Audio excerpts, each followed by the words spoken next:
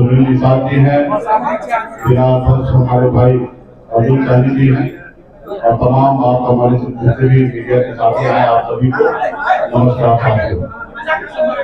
आज मुख्य तौर पे हम लोग अपनी बात को रखने के लिए आए हैं। अभी हमने हाल फिलहाल में भारतीय जनता पार्टी के प्रदेश अध्यक्ष दिलीप जायसवाल जी का एक हमने बयान देखा। उन्होंने कहा कि बॉम्बे से लोग आए हैं, उनका झोला उठाने के लिए बिहार में निषाद नहीं है और निषाद हमारे साथ है। हम कहना चाहते हैं दिलीप जायसवाल जी से कि आप भारतीय जनता पार्टी के प्रदेश अध्यक्ष हैं, ना ही कोई रोड छाप है।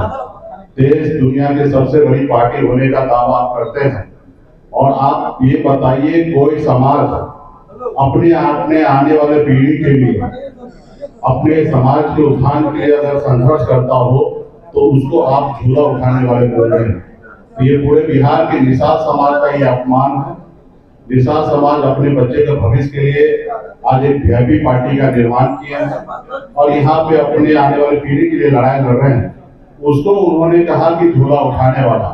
तो निश्चित तौर पे वीआईपी पार्टी में जितने भी लोग, मेरा यही कहना है कि पिछले 20 सालों से एनडीए की सरकार है और आज तक आप लोगों ने तो आयोग बनाया नहीं, और आज सिर्फ 2 महीने के लिए आप आयोग बनाना चाहते हो, क्योंकि 2 महीने के बाद आपकी सरकार बिहार में रहने वाली नहीं है। बिहार में महागठबंधन इंडिया गठबंधन की सरकार बनना है। तो मैं आपसे आग्रह करता हूँ, देश के प्रधानमंत्री से आग्रह करता हूँ, हाथ जोड़ के कि हमें आयोग में मेंबर नहीं बनना है। हमारे बच्चे के भविष्य के लिए आप जो वादा किए थे आरक्षण का, वो आप पूरा कीजिए। ऐसे तो देश के गृह मंत्री ने हमसे वादा किया कि आपके 20 नेता को हम लोग राज्य से लेकर केंद्र में हम लोग समाहित करेंगे, आपको एमएलसी देंगे। लेकिन जितने बड़े नेता होते हैं भाजपा को उतना ही बहुत बड़ा झूठ होते हैं कि वो कभी भी जो बोलते हैं वो पूरा नहीं करते। तो हमें कुछ उम्मीद भी नहीं है कि भारतीय जनता पार्टी करे। सिर्फ वो अभी मछुआरा को गुमराह करने के लिए वो रैली 6 जगह करने के लिए सोच रहे हैं, ताकि निषाद का रैली हो जाए, ताकि हम दिखा सके कि मुकेश अली को कि मेरे पास भी है।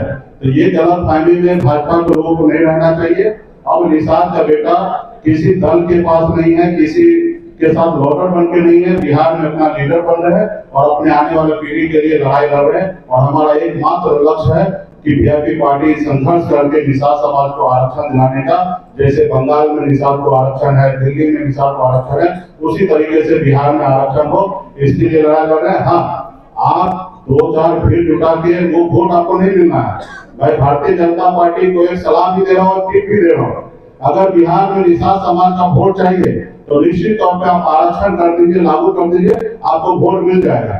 अगर आप आरक्षण लागू नहीं करते हैं तो बिहार का निषाद अति पिछड़ा इतना नासमझ नहीं है कि आपका झंडा उठाएंगे और आपके लिए काम करेंगे, वो अपने आने वाली पीढ़ी के लड़ाई लड़ेंगे। यही मेरा कहना है। वो 1 महीना पहले बिहार से 2 मंत्री, एक मंत्री प्रेजेंट है, एक भारत सरकार में पूर्व केंद्रीय मंत्री हैं। आप टिकट पता कर लीजिएगा, आईडी से पता कर लीजिएगा, पता चल जाएगा कि कौन लोग बॉम्बे पहुंचे थे उसी फ्लाइट में। और मेरे साथ एक आरजेडी का भी एक एमएलसी था। हमने वो सीट को छोड़कर हम अपना उनके सीट पे मैं आ गया और एक दूसरे व्यक्ति को सीट पर भेज दिया अपनी सीट पर। मैं उनसे बात भी नहीं करना कोशिश की। भारतीय जनता पार्टी के नेता थे भाई, अच्छे सीट पर लड़ेंगे और मजबूती से लड़ेंगे और अपनी सरकार बनाएंगे। 243 सीट हमारे महागठबंधन का है, सब सीट पर वीआईपी पार्टी लड़ेंगे, सब सीट पर आरजेडी लड़ेंगे, सब पे कांग्रेस लड़ेंगे। हम सब मिलजुल के अपनी सरकार बनाएंगे।